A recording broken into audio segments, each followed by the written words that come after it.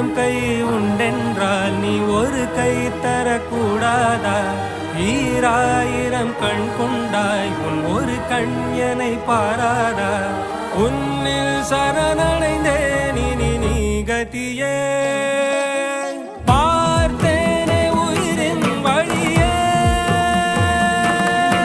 யார் கண்ணும் காணா முகமே. கல்